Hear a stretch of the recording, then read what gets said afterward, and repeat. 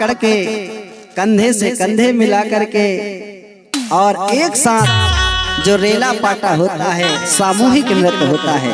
गोंडवाना संस्कृति में सब चीज सामूहिक होते हैं। सामूहिक गान होता है, सामूहिक नृत्य होता है, सामूहिक बजाना होता है। तो आपने देखा होगा जब हमारे सियाने सैला नाचते थे तो खुद गाते थे, खुद बजाते थे, खुद नाचते थे। ऐसा ही रीना, ददरिया, कर्मा, बिरहा, भड़ोनी, ये सब जब हमारे मातृशक्तियाँ गाते थे, खुद गाते थे, खुद नाचते थे और खुद बजाते थे। सगाजन साथियों, आइए वही रेला पाटा के माध्यम से एक गोंडवाना के इतिहास को ये बाबा कुपार जब सुरमनदीप की परिभ्रमण करने के लिए अपने माता पिता से आज्ञा लेकर के जाता है तो वो हिरवा माता कह रही है क्या, अरे रे रे ना रे रे ना रे रे ना रे रे ना रे रे ना रे रे ना रे रे ना रे रे ना रे रे ना रे रे ना रे रे ना रे रे ना देखो या हो रे रे ना रे रे ना रे रे ना रे रे ना रे रे ना रे रे ना रे रे ना रे रे ना रे रे ना देखो या हो रे रे ना रे रे ना रे रे देखो या हो रे रे ना रे रे ना रे रे ना।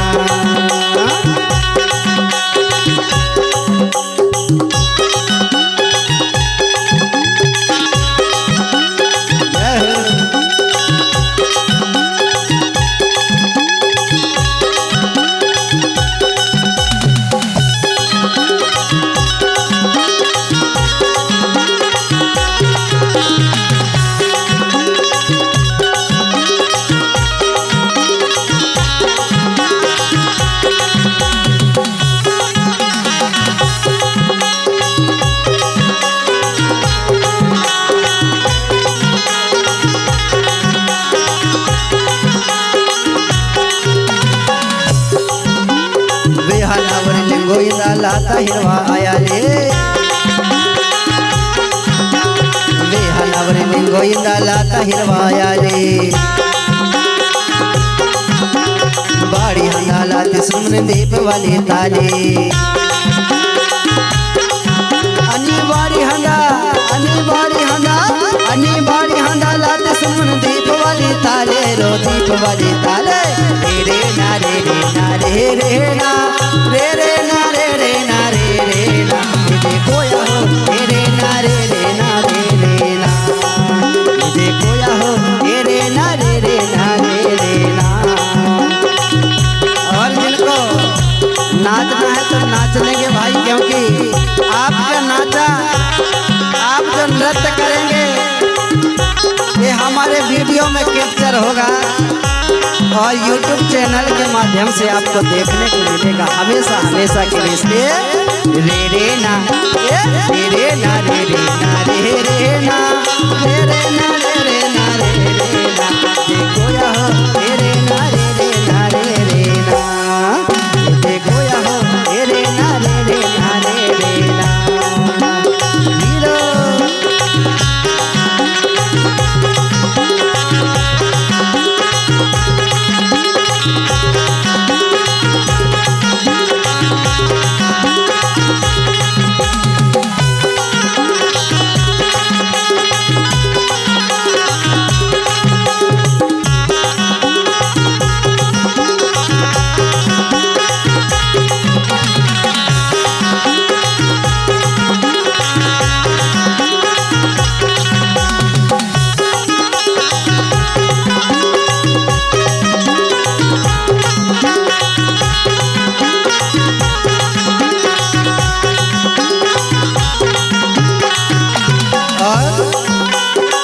नवाया गोंडी प्रेम सुरसुरी रे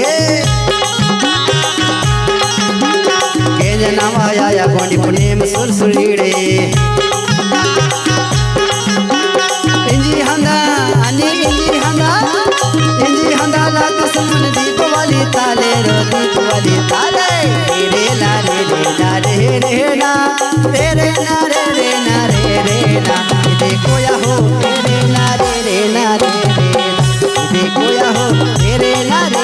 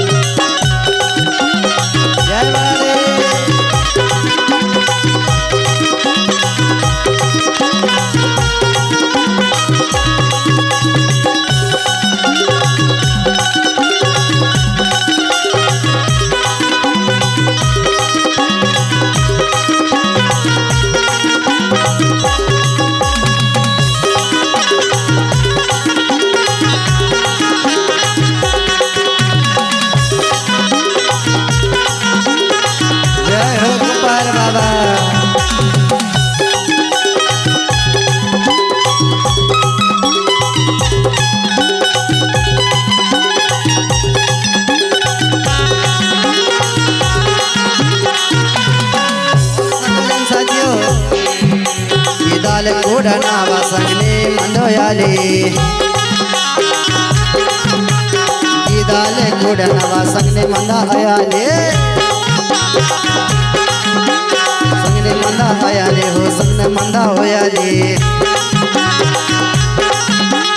इंजी हंगा अने इंजी हंगा ला तो दीप वाली ताले रो दीप वाली ताले रे ला रे रे ला रे रे ला रे रे ला रे रे ला रे रे ला देखो या हो रे ला रे रे ला रे रे ला देखो या हो रे ला रे रे ला रे रे ला रे रे ला रे रे ला रे रे ला रे रे ला रे रे ला रे रे ला देखो या हो रे ला रे रे ला रे रे ला देखो या हो रे ला रे रे ला रे रे ला देखो या हो रे ला रे रे ला रे रे ला देखो या हो रे ला रे रे ला रे रे ला देखो या हो रे ला रे रे ला रे रे देखो या हो रे ला रे रे ला रे रे ला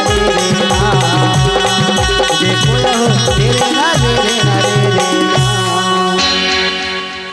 हड़ा पेंता कुपार बाबा ना इस प्रकार माता हिरवा पूछ रही थी बेटा कुपार से कि बेटा तुम क्यों जा रही है सुनवन द्वीप की परिभ्रमण करने को, एक कोया मोरी द्वीप का परिभ्रमण करने को। इससे आपको क्या मिलेगा, आपको क्या फायदा होगा। मेरे भाई वो बेटा कुपार अपनी माँ से कह रहा है, सुनो मेरी बात माता, गोंडी पुनेम सार है खोजना, इसलिए जा रहा हूँ कोया मोरी द्वीप का परिभ्रमण करने को। गोंडी पुनेम अर्थात सत्य का मार्ग, जीवन जगने का मार्ग को खोज निकालूंगा, इसलिए मैं कोया मोरी द्वीप का परिभ्रमण करना चाहता हूँ। माँ हिरवा कह रही है अपने बेटा से, बेटा तू कोया मोरी द्वीप का भ्रमण कैसे करेगा, क्या खाएगा, क्या पिएगा, भूखा रह जाएगा। कुपार कहने लगा, हे माँ मेरे पास गिदाल कोडा है उड़ा ले जाने को। गिदाल कोडा समझ गए, जो बहुत बड़ा गिद्ध होता है उसी को गिदाल कोडा कहते हैं। गिदाल कोडा है मुझे उड़ा ले जाने को, उसी में बैठ करके इस संपूर्ण कोया मोरी द्वीप का मैं परिभ्रमण करूंगा और समाज के बीच में जाकर के, गांव-गांव में जाकर के हमारे माता पिता शक्तियों के जीवन में जो दुख आ रहा है वो दुख के कारण को जानूंगा और वो दुखों के निदान के लिए, वो समस्या के समाधान के लिए एक गोंडी प्रेम का रास्ता निकालूंगा, सत्य मार्ग का रास्ता निकालूंगा। इस प्रकार माता हिरवा से बाबा कुपार कहा। इसके बाद में ओ बाबा कुपार लिंगो अपने माता पिता से आज्ञा पा करके, सेवा जोहार करके और कोया मोरी द्वीप के लिए चला गया। तो सबसे पहले ओ हमारे कुपार लिंगो बाबा कहाँ जाते हैं, सबसे पहले मेरे भाई पश्चिम दिशा की ओर जो नरवा कोट था, हरवा कोट था, उनके जो नाना नानी का गढ़ था, सबसे पहले वहां जाता है। तो मेरे सगाजन साथियों, ए नरवा कोट कहाँ है, ये वर्तमान में झांसी और ग्वालियर का क्षेत्र है ना। ये झांसी ग्वालियर के परिक्षेत्र को प्राचीन समय में नरवा कोट के नाम से जाना जाता था। यही नरवा कोट बाबा कुलशिव का ससुराल था और बाबा कुपार का नाना नानी का गढ़ था। तो बाबा कुपार अपने सबसे पहले नाना नानी के गढ़ जाता है तो देखता है कि यहाँ पर सुनसान लग रहा है। हमारे नाना नानी अपने राज को छोड़ करके कहीं और पलायन कर गए हैं। इसका कारण क्या है? उसका कारण यह था मेरे भाई, उस समय में महामारी आया था, गांव के गांव मरघट में तब्दील हो रहे थे, भयानक महामारी रोग आया था, संक्रमण रोग आया था। अगर गांव में किसी एक व्यक्ति को संक्रमण रोग हो जाए, वह रोग गांव भर में फैल जाता है। जैसे अगर जानवरों में कई बीमारी आती हैं, उनके पैरों में जो खुर में बीमारी आ जाती है ना, तो वो एक के बाद में सभी गांव के बैलों में आ जाती है। फिर उसको हमारे बेगा भूमका पंडा पढ़ियार गांव से निकास करते हैं। तो ऐसे ही मेरे भाई उस समय में भयानक संक्रमण रोग आया था। इसलिए नरवा कोट बड़ा सुनसान लग रहा था, वहां पर राज करने वाला कोई नहीं था। तो नाना नानी को याद करते करके वो कुपार बाबा अपनी आंखों से आंसू बहा रहा था और मन ही मन में गीत गाते हुए और वह कह रहा था कि आज हमारे गढ़कोट में राज करने वाला कोई नहीं है। ए महल किले सब वीरान हो रहे। मेरे भाई, जब हमारे संस्कृति में ऐसा माना जाता है कि जब भी चाहे हमारे किसी समाज में हमारे मातृशक्ति को, पितृशक्ति को, किसी को भी चाहे सुख हो या दुख हो, तो सुख में भी आंसू निकलते हैं और दुख में भी आंसू निकलते हैं मेरे भाई। तो बाबा कुपार बैठे बैठे अपने नाना नानी को याद कर रहा था कि ये गढ़कोट किलों में राज करने वाला अब कोई नहीं है। ये महल बड़े वीराने लग रहे हैं, सोने सोने लग रहे हैं, इनमें चिड़ैयों ने बसेरा कर दिया है। तो वो देख करके बाबा कुपार कह रहा है एक लाइन में, अरे राजा ना रानी दिखाए क्या, अरे राजा ना रानी दिखाए सुन पड़े बंगला, राजा ना रानी दिखाए सुन पड़े बंगला, राजा ना रानी दिखाए सुन पड़े बंगला, राजा ना रानी दिखाए सुन पड़े बंगला, सुन पड़े बंगला रे सुन पड़े केला, सुन पड़े बंगला जी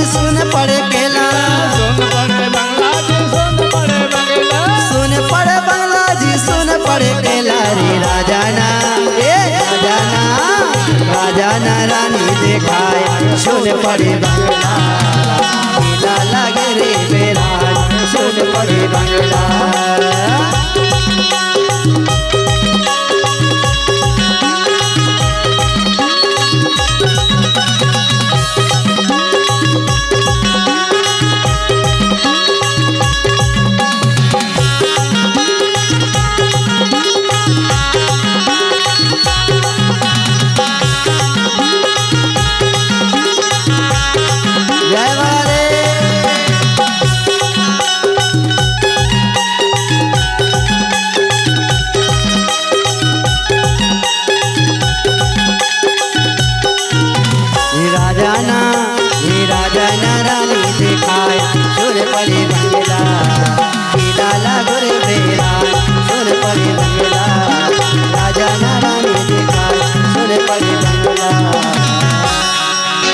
तो बाबा कुपार किले महल को देख करके वो चूंकि वहां पर राज करने वाला कोई नहीं था, तो मन ही मन में वो याद करते हुए कह रहा था कि राजा ना रानी दिखाए सोने पड़े बंगला, किला वीरान लग रहे हैं, महल अटारी दीवारें सब खंडहर हो गई है। ऐसा कहे कि वो बाबा कुपार अपनी आंखों से नीर बहा रहा था, आंसू बहा रहा था और याद कर रहा था अपने नाना नानी को।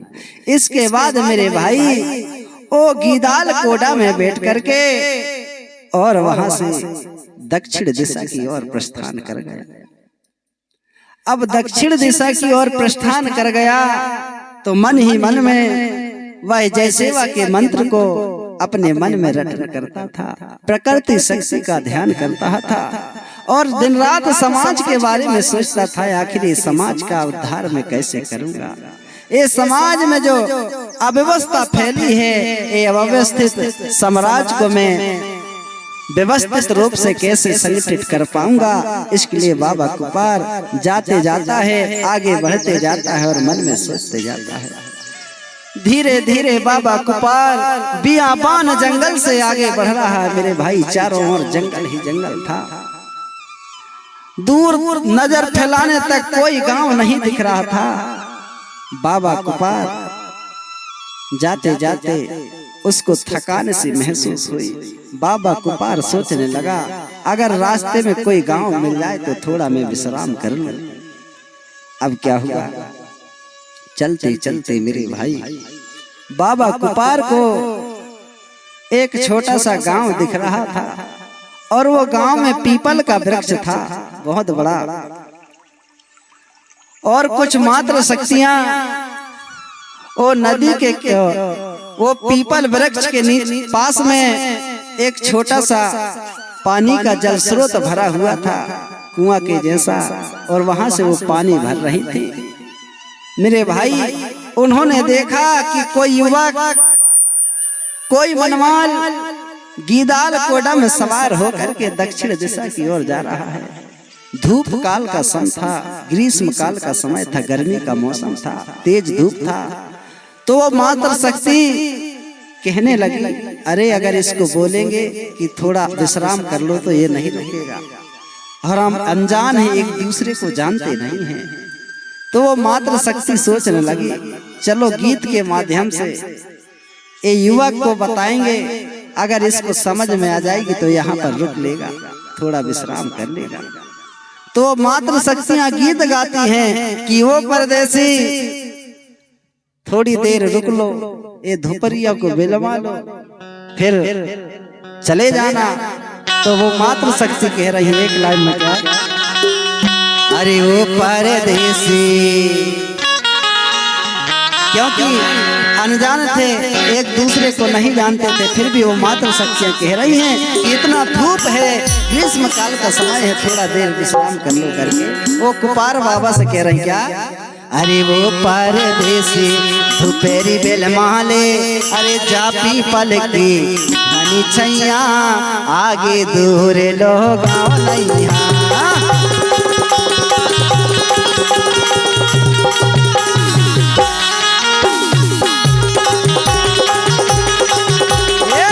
परदेसी धुपेरी बन माले, जा पीपल की घनी छैया, आगे दूर लोग नैया।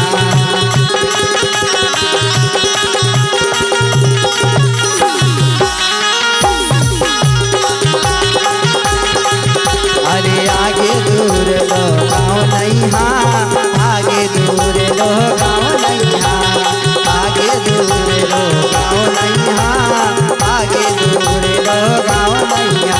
ये ओ परदेसी, अरे ओ परदेसी धुपेरी बेल माले, जा पीपल की बने छैया, आगे दूर लो गाँव नैया, आगे दूर लो गाँव नैया, आगे दूर लो गाँव नैया, आगे दूर लो गाँव नैया। वो बाबा कुपार को देखकर वो मात्र शक्तियां कह रही थी, ओ परदेसी धुपेरी बिलमाले, अर्थात थोड़ी देर रुक जाओ, पीपल की छैया है, इसमें आराम कर लो। ये पीपल के वृक्ष के पास में ये बहुत बड़ा जल स्रोत है, यहाँ का पानी पी लो, बहुत ठंडा यहाँ का पानी है, और पानी पी करके अपना प्यास बुझा लो और थोड़ा देर विश्राम कर लो, क्योंकि आगे दूर तक, बहुत दूर तक कोई गांव नहीं है, इसलिए आप यहाँ थोड़ा विश्राम कर लें। ऐसा कह के वो मात्र शक्तियां गीत के माध्यम से वो बाबा कुपार को बोल रही थी। अब बाबा कुपार के कानों में आवाज पहुंची तो उसने सोचा कि अरे ये मात्र शक्तियां हो ना हो मुझे गीत के माध्यम से चेतना दे रही हैं, बता रही हैं कि वो परदेसी धुपेरी बिलमाल, अर्थात यहाँ थोड़ी देर रुक लो, क्योंकि आगे दूर तक कोई गांव नहीं है, ये बहुत बड़ा पीपल का वृक्ष है, यहाँ विश्राम कर लो। मेरे भाई बाबा कुपार समझ गया, जल्दी से अपने गीदाल कोडा से नीचे उतरा, और वहाँ जो पीपल वृक्ष के पास में जो जल स्रोत भरा था, वहीं वो पानी पी करके अपना प्यास बुझा करके वो पीपल के घनी छैया के पास में उसी पेड़ के नीचे विश्राम करने लगा। अब बहुत दिनों का वो बाबा कुपार थका हारा था, मन में कई प्रकार के सवाल उठ रहे थे, कहाँ जाऊं, कैसे जाऊं, क्या करूं, कैसे समाज के बारे में सतमार्ग की खोज करूं, कई प्रकार के सवाल उसके मन में गूंज रहा था। अब धीरे धीरे मेरे भाई सोचते सोचते जहां कुपार विश्राम कर रहा था, बाबा कुपार की आंखों में झपकी लग गई और बाबा कुपार को नींद आ गया। अब बाबा कुपार को नींद आई मेरे भाई, तो जो गीदाल कोड़ा था वही गीदाल कोटा वही कुपार बाबा के समीप में खड़ा था।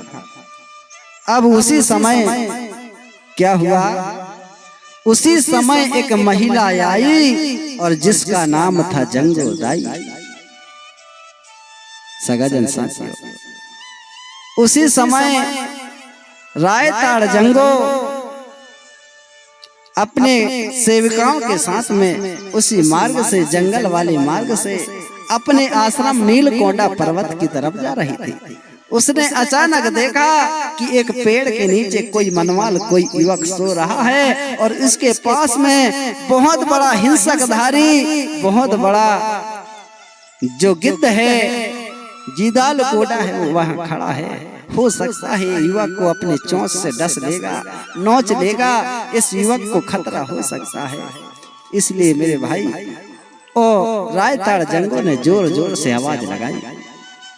अब जैसे ही रायताड़ जंगो जोर से आवाज लगाती है, मेरे भाई वो गीदाल कोटा वहां से भागने की बजाय वह कुपार बाबा के पास में जाकर के अपने चोंच से बाबा कुपार को हिला देता है, जिससे बाबा कुपार की नींद खुल जाती है। अब जैसे ही बाबा कुपार की नींद खुली, उसने देखा कि 3-4 महिलाएं उसके समक्ष खड़ी हैं। मेरे भाई वह बाबा कुपार कहने लगा, हे देवी तुम कौन हो? ये बियाबान जंगल में क्या कर रही हो? ये बहुत खतरनाक जंगल है, आप यहाँ बियाबान जंगल में क्या कर रहे हो? मेरे भाई रायताड़ जंगो कहने लगी, भैया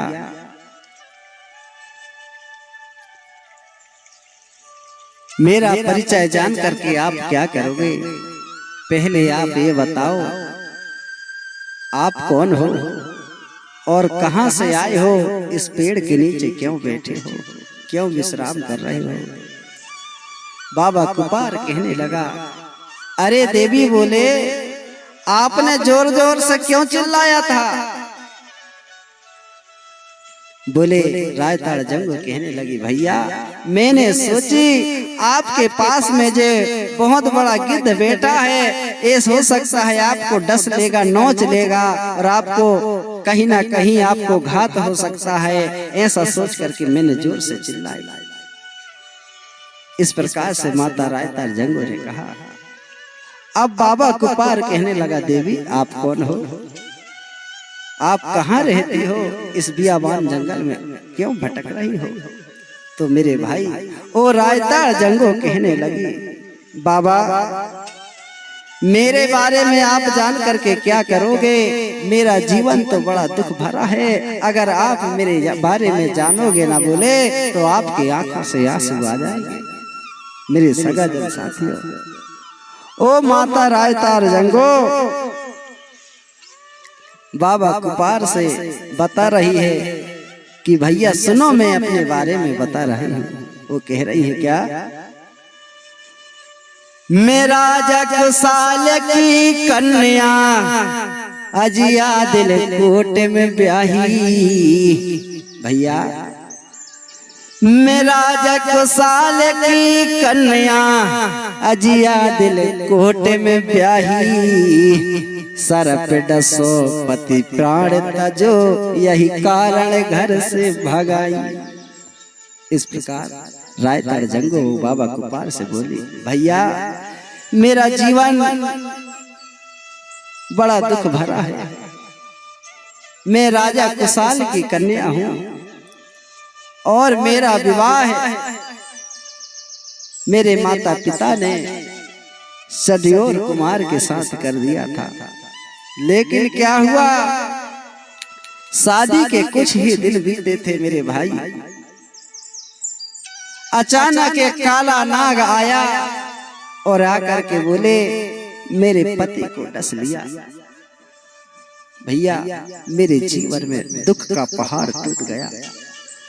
मैं बेचारी क्या करती, रो करके बिलख करके किसको अपना दर्द बताती। और ये तो ठीक है, बोले आगे क्या हुआ? जैसे ही मेरे पति की मृत्यु हुई तो मेरे जो सास ससुर थे बोले वो भी मुझे नाना प्रकार की बोली बोलने लगे। कहने लगे तू डायन है, अगर तेरी मेरे बेटे की शादी तुमसे नहीं होती तो आज मेरे बेटा जीवित रहता। ऐसा कह के तू डायन हो, नाना प्रकार की। और रायताड़ जंगो को वो सास ससुर बोली बोलने लगे और अपने घर से बाहर निकाल दिए। मेरे भाई प्राचीन समय की बात है। उस समय में सामाजिक व्यवस्था सही नहीं था, और था भी तो उसका कोई पालन नहीं करता था। तो उस समय में क्या होता था, जो कलंकित बेटा, कलंकित मातृ शक्तियां होते थे, पितृ शक्तियां होते थे, अगर बचपन में शादी के पहले जो गलत कार्य कर लेते थे उनको घर से बाहर निकाल दिया जाता था। और जो छोटे छोटे जिनके बच्चे होते हैं और जिनके माता पिता मृत्यु को प्राप्त हो जाते हैं, और जो बच्चे अनाथ होते हैं ना, उन बच्चों के भी घर से बाहर निकाल देते थे कि ये बच्चों ने उनके माता पिता को खा लिया करके, ये बच्चे कलंकित है करके उनको भी गांव से बाहर निकास कर दिया जाता था मेरे भाई। और जिनके पति खत्म हो जाते थे और ऐसे पत्नियों को, ऐसे मातृ शक्तियों को भी घर से बाहर निकाल देते थे, गांव से बाहर निकासा कर देते थे। इस प्रकार का उस समय में अव्यवस्था था।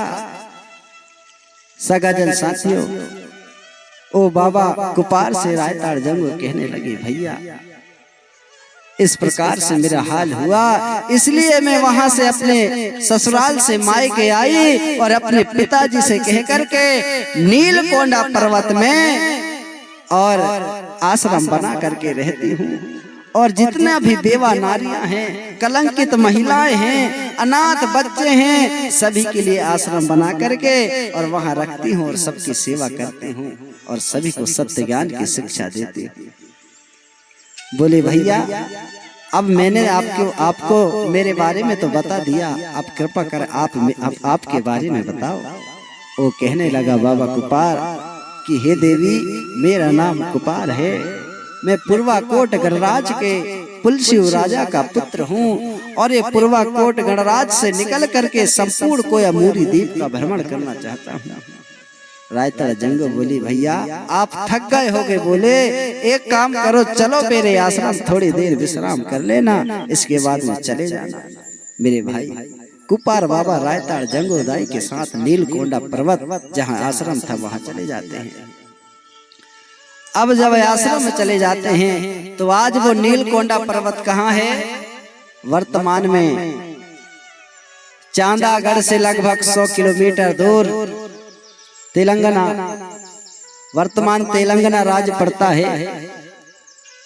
और जहाँ नीलकोंडा पर्वत है वहां पर पूस के महीने में लगभग 1 महीने का मेला जतरा लगता है। वो रायताड़ जंगोदाई का आश्रम आज भी है।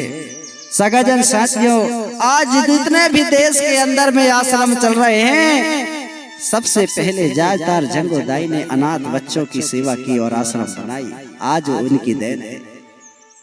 सबसे पहले उन्होंने सामाजिक व्यवस्था को मजबूत करने के लिए उन्होंने कदम रखा।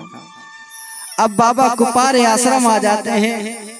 रायताड़ जंगो ने बाबा कुपार का बढ़िया स्वागत किया, मान सम्मान किया, उच्च आसन पर बिठाया। लेकिन बाबा कुपार का मन उदास था। रायताड़ जंगो कहने लगी, बाबा आप क्यों उदास हो? क्या कारण है?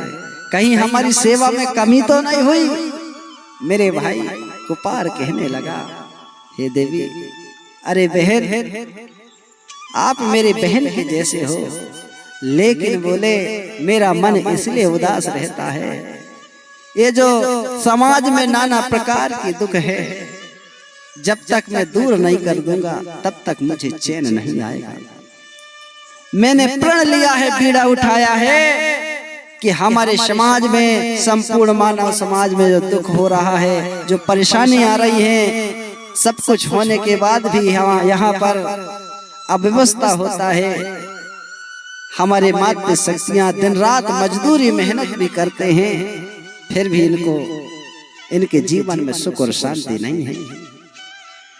ये अव्यवस्था का साम्राज्य यहाँ पर फैला है।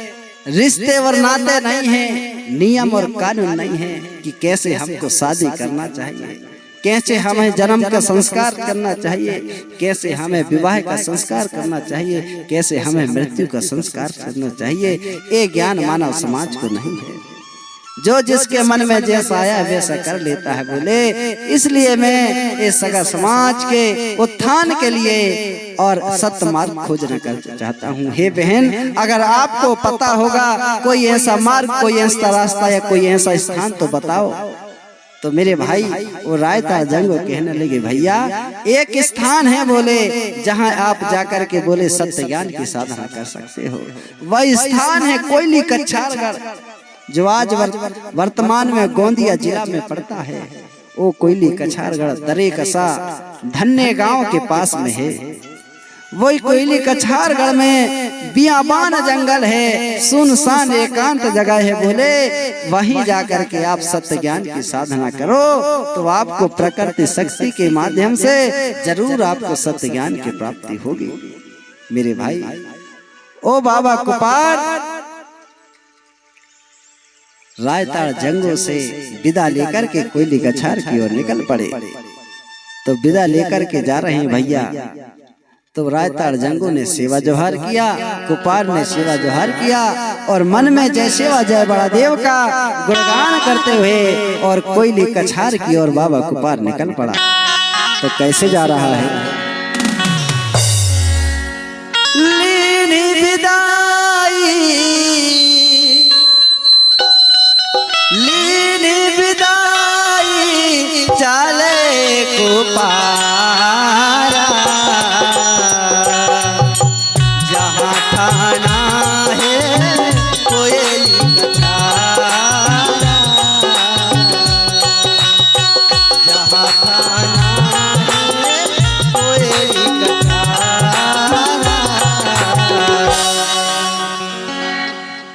लीने विदाई चले कुपारा, जहाँ ठाना है कोयली कछारा। मेरे भाई विदा लेकर के और कुपार बाबा कोयली कछार की ओर प्रस्थान हो गया। अब चलते चलते बाबा कुपार कोयली कछारगढ़ की ओर जा रहा था। चलते चलते मेरे भाई कुपार को बहुत समय लग गया। धीरे धीरे फिर भी बाबा कुपार मन में हार नहीं रहा है, हार नहीं मान रहा है और कोयली कछारगढ़ की ओर आगे ही की ओर बढ़ते जा रहा है। अब चलते चलते मेरे भाई बाबा कुपार को प्यास लग आई और थकान बहुत जगह हो चुकी थी। इसलिए बाबा कुपार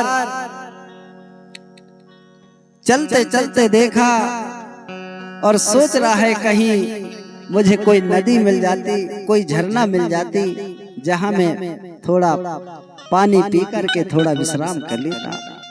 मेरे भाई चलते चलते बाबा कुपार पैन गोदा के नदी के किनारे पहुंच चुका। पैन ढोडा नदी के किनारे पहुंचा। वह पैन गंगा में गर्मी का समय था। थोड़े कुछ जगह में पानी भरा था, क्योंकि गर्मी के समय में नदियों में भी पानी बहुत कम होता है। जो छोटे छोटे गड्ढे थे वहां पर पानी भरा हुआ था। मेरे भाई बाबा कुपार ने सोचा थोड़ा यहाँ रुक करके और मैं पानी पी लेता हूँ और थोड़ा विश्राम कर लेता हूँ। अब मेरे भाई पैन गोदा नदी में बाबा कुपार उतर करके अपने गिदाल कोड़ा से और पानी पिया, अपना प्यास बुझाया। और उसी सूखी नदी में झीनी झीनी रेत थी, ठंडी ठंडी लहर चल रही थी। उस रेत के ऊपर बहुत बड़ा एक लकड़ी का डूंडा पड़ा हुआ था। बाबा कुपार सोचने लगा, अरे ये बहुत बड़ा लकड़ी का डूंडा है, यहाँ ठंडी ठंडी हवा चल रही है, थोड़ा इस लकड़ी के लट्ठा पर, लकड़ी के डूंडा पर थोड़ा बैठ करके मैं विश्राम कर लूं। मेरे भाई उसी लकड़ी के काट पर, लकड़ी के डूंडा पर बाबा कुपार लेट गया, विश्राम करने लगा। थकान के कारण बाबा कुपार को नींद आ गई। और उसी समय मेरे भाई ग्रीष्म काल का समय था। नदी सूखा हुआ था, लेकिन थोड़ी थोड़ी जगह में पानी भरा हुआ था, इसलिए वहां पर ठंडी ठंडी लहर चल रही थी। लेकिन क्या हुआ, ग्रीष्म काल का समय था। अचानक मेरे भाई काले काले बादल छाए, हवा जोर से चलने लगी, बिजली की गर्जना होने लगी और अचानक नदी की छोर में, नदी के ऊपरी तरफ और बहुत भयानक बारिश हुई, गोल बूंद बारिश हुई और वो बारिश के कारण मेरे भाई उस नदी पर बाढ़ आ गई, जिस नदी पे बाबा कुपार सो रहा था। भयानक बाढ़ आने के कारण मेरे भाई वो जो लकड़ी का काट था, लकड़ी का डूंडा था, वह लकड़ी का डूंडा उस नदी के तेज धार में बहने लगा। अब जब वह लकड़ी का डूंडा बहने लगा तो मेरे भाई कुपार भी उसी धारा में बहने लगा। जैसे ही वो लकड़ी का डूंडा का नैया डगमग हुआ, अचानक बाबा कुपार की नींद खुली। जैसे ही कुपार की नींद खुली, देखने लगा कि वह नदी में बह रहा है। बाबा कुपार सोचने लगा, अरे बताओ, जब मैं यहाँ पर आया था तो यहाँ कोई पानी नहीं था और यहाँ पर जल की धार बह रही है, नदी में बाढ़ आ गई है। कुपार बाबा घबरा जाता है, सोचने लगता है कि ये नदी के बहाव से मैं कैसे बचूं, अपने प्राण को कैसे बचाऊं, ये नदी के धार से मैं बाहर कैसे निकलूं। इसलिए कुपार बाबा अपने हाथ से पानी को काट रहा है, लेकिन वो लकड़ी का जो डूंडा होता है मेरे भाई बीच धार की ओर चला गया। जब बीच धार में चला गया, बाबा कुपार का बचना मुश्किल हो गया, क्योंकि बाबा कुपार को तैरना भी नहीं आता था। मेरे भाई अब क्या हुआ? बाबा कुपार मन ही मन में गंगा मैया से अर्जी कर रहा है, गंगा मैया से विनती कर रहा है, गंगा मैया अब तुम ही मेरी सहारा हो। एक लकड़ी के नैया को, लकड़ी के डूंडा को, लकड़ी के नैया को जरा नदी के किनारा लगा दो माँ, जिससे मेरे प्राण बच जाएंगे। हे माँ, मैं आपसे विनय कर रहा हूँ, प्रार्थना कर रहा हूँ। कैसे? अरे गंगा की बाढ़ में, गंगा की बाढ़ में डूंडा की नैया, अरे पार लगा दे मुझको ही गंगा मैया, पार लगा दो मुझको ही गंगा मैया।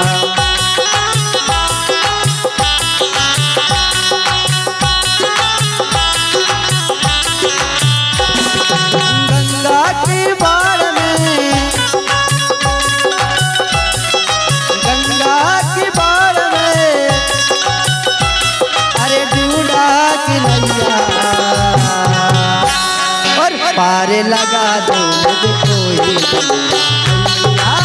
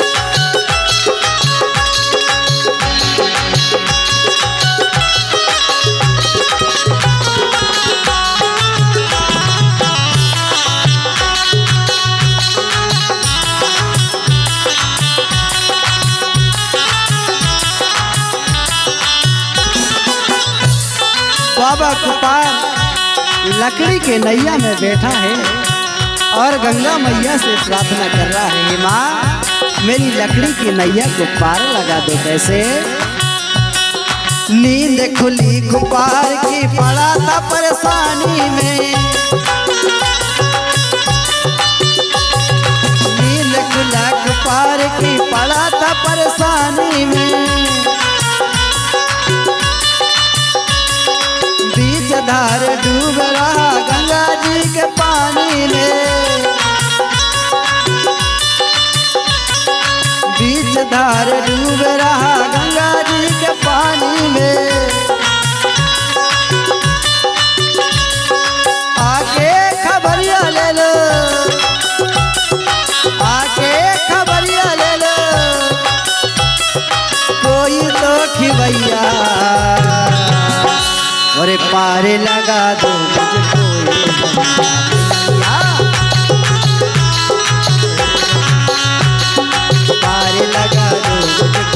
गंगा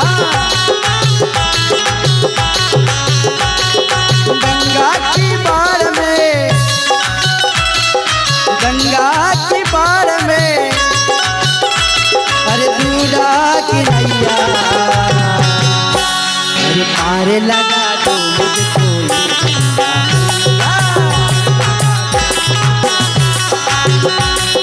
पार लगा दो मुझको मैया, पार लगा दो मुझको मैया, पार लगा दो मुझको मैया।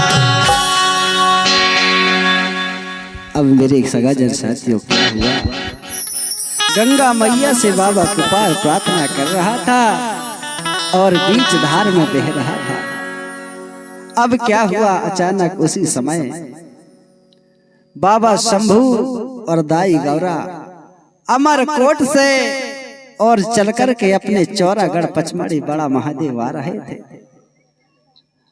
अब आकर के ग्रीष्म काल का समय था और अचानक उस पेन नदी में, पेन के ढोडा में, पेन गंगा में बाढ़ आया हुआ था। गौरा दाई अपने बाबा शंभू से कहने लगी, अरे बाबा देखो, बोले ग्रीष्म काल का समय है, जेठ काल का समय है और नदी में बाढ़ आई है, चलो ना पास में जाकर के और नदी की इस मनोरम दृश्य को देखते हैं। मेरे भाई गौरा की बात सुनकर के बाबा शंभू और गौरा दाई वो पेन गंगा के पास में आ गए। अब आकर के जिस जगह पर बाबा शंभू खड़े थे मेरे भाई, उसी जगह पर नदी के किनारे एक बहुत बड़ा पहाड़ी का पेड़ लगा हुआ था। पहाड़ी जानते हैं, पहाड़ी का पेड़ जो नदी के किनारे होता है, जिसके फल होते हैं गोल गोल, और उसी को अर्जुन का पेड़ भी कहते हैं आयुर्वेद की भाषा में, और हमारे गांव की भाषा में जिसको कौहा भी कहते हैं। वो बहुत बड़ा पहाड़ी का पेड़, कहुआ का पेड़ था। अब नदी की ओर गौरा दाई देख रही थी और गौरा दाई ने देखा कि नदी की उत्तर छोर में एक बहुत बड़ा लकड़ी के डूडा में कोई युवक बैठा हुआ है और वो डूडा इधर उधर गोता खा रही है, और उसे ऐसा लगा कि वह जो मनवाल है वह अपने प्राण बचाने में सक्षम नहीं है। मेरे भाई देखते ही देखते वह बाबा कुपार लकड़ी के सहारे बहते हुए जिस जगह पर बाबा शंभू गौरा खड़े थे उन्हीं के पास में पहुंच जाते हैं, उनके सीध में पहुंच जाते हैं। गौरा रानी कहने लगी, गौरा दाई बाबा शंभू से कहने लगी, अरे बाबा देखो ना, ये युवक बोले बह रहा है, ये अपने प्राण बचाने में सक्षम नहीं है, बोले एक काम करो, तुम जाओ इनको जल्दी से बचा लो। मेरे भाई उसी नदी में एक बहुत बड़ा भंवरा पड़ा था, और जो भंवर में फंस जाता है तो भंवर का काम है, उस कोई भी चीज उसके सामने आती है, उसके पास आती है, वो उसको लपट के नीचे की ओर ढकेल देती है। अगर कोई भंवर में कोई कचड़ा भी चले जाए, कोई भी चीज चले जाए या इंसान चला जाए, अगर बहुत बड़ा भंवरा होता है, अगर हम उस नहाते नहाते वो भंवरे के पास चले जाएं, तो वो भंवरा हमको डुबाने का प्रयास करती है। अब माता गौरा घबरा गई कि अरे ये युवक जो है ये भंवरा में अगर चला जाएगा तो निकल नहीं पाएगा। इसलिए गौरा दाई बाबा शंभू से कहने लगी, बाबा तुम जल्दी से कोई ना कोई उपाय करके ये बालक को बचा लो, नहीं तो ये बालक डूब जाएगा। मेरे भाई तुरंत बाबा शंभू ने जमीन से एक पत्थर उठाया और जहाँ पर भंवरा पड़ रहा था उसी भंवर की तरफ फेंका।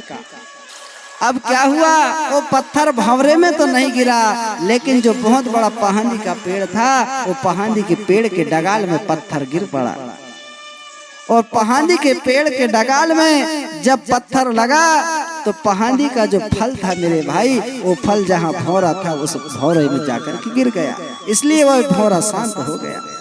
जल्दी से बाबा शंभू नदी में कूद पड़े और कूद करके मेरे भाई वो कुपार बाबा को नदी से बाहर ले आए। अब मेरे सगाजन साथियों, बाबा कुपार नदी में गोता लगा चुका था, इसलिए बाबा कुपार के नाक में, मुख में, कान में पानी समा गया था, इसलिए बाबा कुपार बेहोश था। चेत अवस्था में नहीं था। मेरे भाई बाबा शंभू माता गौरा घबरा गई। अरे बाबा बोले देखो मुझे तो लगता है एक कुपार, ये लड़का, ये युवक कौन है पता नहीं। बोले शायद यह इसकी सांस चली गई, ये मृत्यु को प्राप्त हुआ। लेकिन मेरे भाई बाबा शंभू ने जैसे ही वो युवक के सीने में हाथ रखा तो उसकी सांस चल रही थी। बाबा शंभू समझ गया और गौरा से कहने लगे अरे गौरा अभी तो इसकी सांस चल रही है, बोले हो सकता है ये बालक चेत अवस्था में आ सकता है। गौरा रानी कहने लगी बाबा तुम जल्दी से एक युवक को कोई ना कोई उपाय करके इसको चेत अवस्था में ला दो। बोले मेरे भाई बाबा शंभू ने सबसे पहले उसके सीने में हाथ रखा, दबाया, उसके मुख से पानी निकालने के लिए, और इसके बाद में दोनों पैर पकड़ के ऐसा गोल गोल घुमा दिया जिससे कि उसके पेट में जो पानी समाया था, कान में, मुख में जो पानी समाया था वह बाहर निकल गया। लेकिन मेरे भाई इतने करने पर भी बाबा कुपार को होश नहीं आया। बाबा शंभू परेशान हो गया। माता गौरा कहने लगी बाबा शंभू आप तो त्रिकालदर्शी हो, अवघटदानी हो, सभी जीव प्राणियों की रक्षा करने वाले हो, ये 5 खंड धरती के मालिक हो, राजा हो। आपने प्रकृति की साधना किया है, योग साधना किया है। हे बाबा के कोई भी उपाय करके बोले इस बालक को जीवित कर दो, चेत अवस्था में ला दो।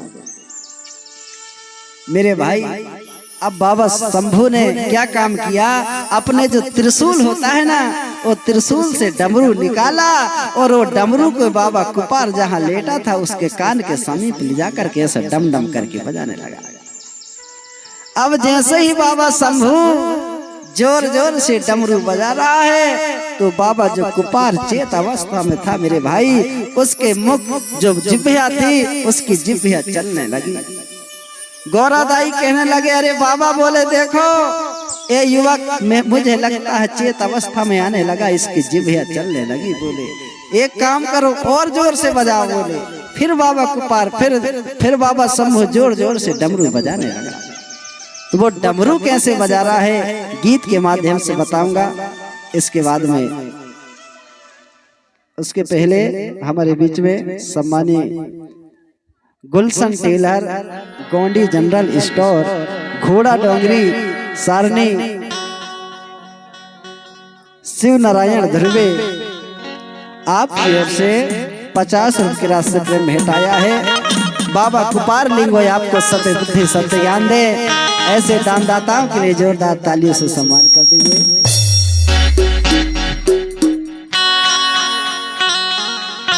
ओ बाबा शंभू डमरू बजा रहा है, गोयदाड़ी बजा रहा है, कैसे बजा रहा है भैया?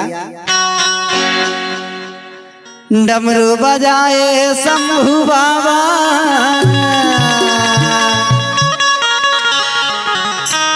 कैसे डमरू बजा रहा है? तो हमारे मातृ शक्ति पितृ शक्ति, अब मातृ शक्तियां तो नाचती ही हैं, अब पितृ शक्तियों की बारी है भाई, ठीक है? तो पितृ शक्तियां नाचेंगे अब।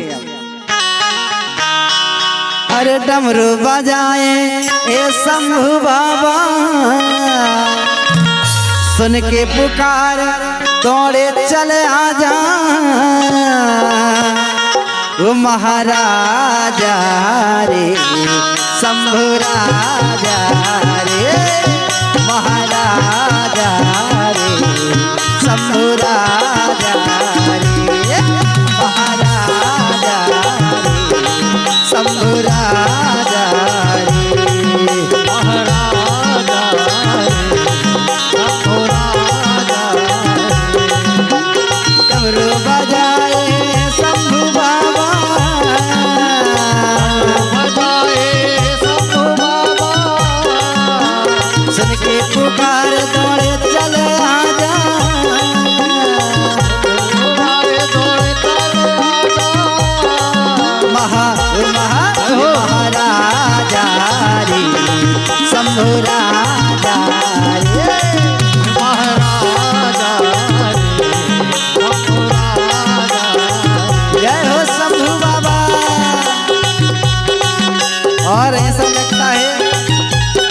पितृशक्तियों को शर्म लग रही है भाई। जिनको लागे शर्म उनका पीछे गया धर्म। एक बार शंभू बाबा के नाम से और नाच लेंगे झूम लेंगे। जय हो।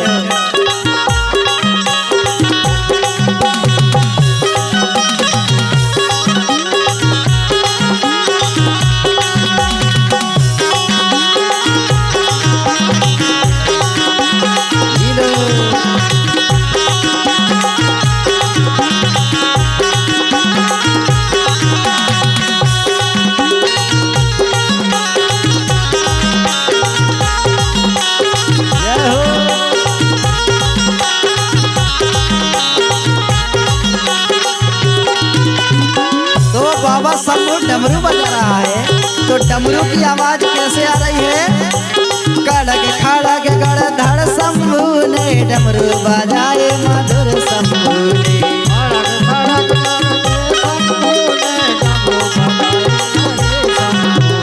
कड़क खड़क गड़धड़ शंभू ने डमरू बजाए मधुर शंभू ने।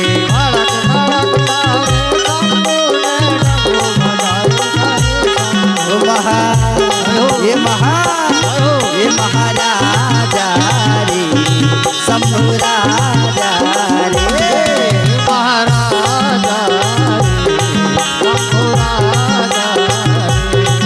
महाराजा रे शंभू राजा रे। महाराजा रे शंभू राजा। जय हो शंभू बाबा।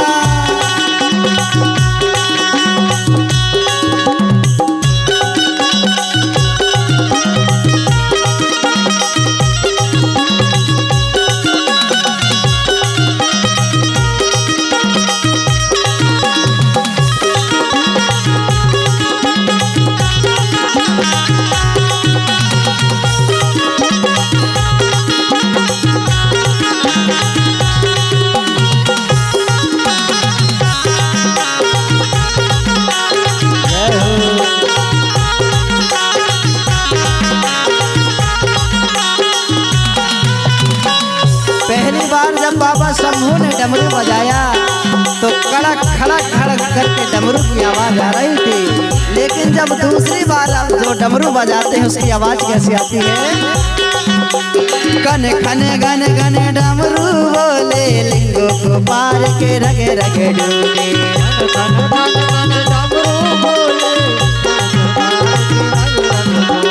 कन के खाना के घन डमरू बोले लिंगो को पार के रगे रगे डूले।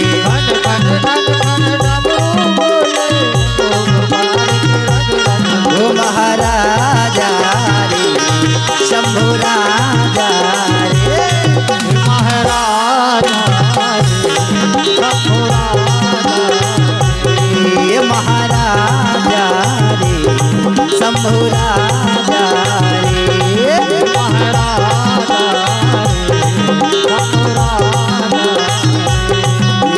डमरू बजाए शंभू बाबा। डमरू बजाए शंभू बाबा। सुन के पुकार दौड़े चले आजा। सुन के पुकार दौड़े चले आजा। ओ महाराजा रे शंभू राजा रे। महाराजा रे शंभू राजा रे। महाराजा शंभू राजा रे। महाराजा शंभू राजा रे। महाराजा शंभू राजा रे। महाराजा शंभू राजा रे। महाराजा शंभू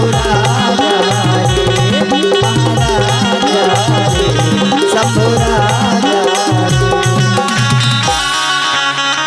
बोले शंभू बाबा ना सेवा शंभू गौराना सेवा सेवा। इस प्रकार मेरे भाई बाबा शंभू डमरू बजाता है तो डमरू की आवाज सुन करके और बाबा कुपार चेत अवस्था में आ गया, अपने जिह्वा को चलाने लगा। तो बाबा कुपार जब बाबा शंभू की डमरू की आवाज सुना तो पहले जब डमरू बजा तो सबसे पहले मेरे भाई डमरू की आवाज सुन करके बाबा कुपार ने 12 मात्राओं का बाबा कुपार को ज्ञान हुआ। कितने मात्राएं? 12 मात्राओं का बाबा कुपार को ज्ञान हुआ। इसके बाद में दूसरी बार जब बाबा शंभू ने डमरू बजाया तब दूसरी बार की आवाज सुन करके मेरे भाई बाबा कुपार ने गिनती अक्षर के बारे में ज्ञात किया। तो डमरू की आवाज सुन करके बाबा कुपार लिंगो ने अपने मुख से और गिनती का उच्चारण किया।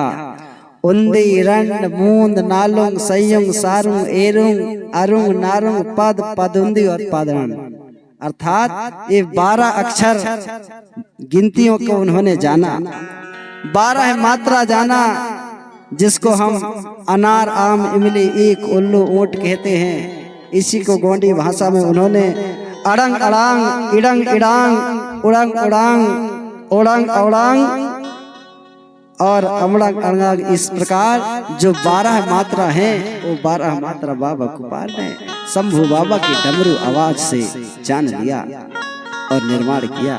तो हमारी जो गोंडी भाषा है, ये गोंडी भाषा का निर्माण कहाँ से हुआ? किस किस को मालूम? हाथ ऊंचा करना। गोंडी भाषा का निर्माण कहाँ से हुआ? हाथ ऊंचा करेंगे, किस किस को पता है? बताओ। वही गाथा चल रही है, वही बात मैं बता रहा हूं, फिर भी आपको पता नहीं है। मुझे ऐसा लगता है आप ऐसा तो नहीं सोच रहे हैं कि आग लगे तेरी पोथी में, ध्यान लगे मेरी रोटी में, खीर पूड़ी में, ऐसा तो नहीं सोच रहे भाई। अगर आप खाना की तरफ ध्यान दोगे तो गाथा में आपका मन नहीं लगेगा। नहीं तो हमारी मात्र शक्तियां सोचती होंगी अभी जल्दी से घर भी जाना है, पानी भरना है, बर्तन मांजना है, झाड़ू पोछा करना है, खाना बनाना है।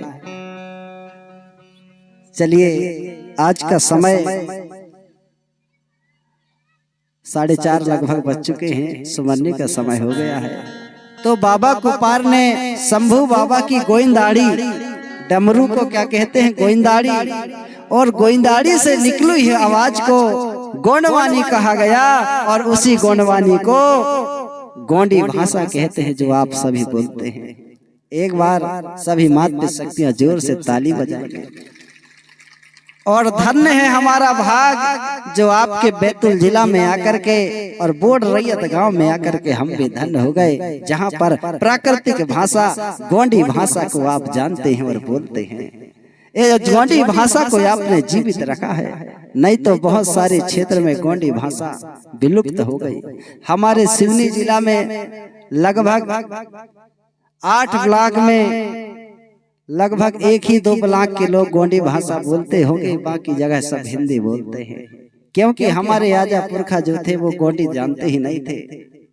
इस कारण हमारे क्षेत्र में गोंडी भाषा विलुप्त हो गई।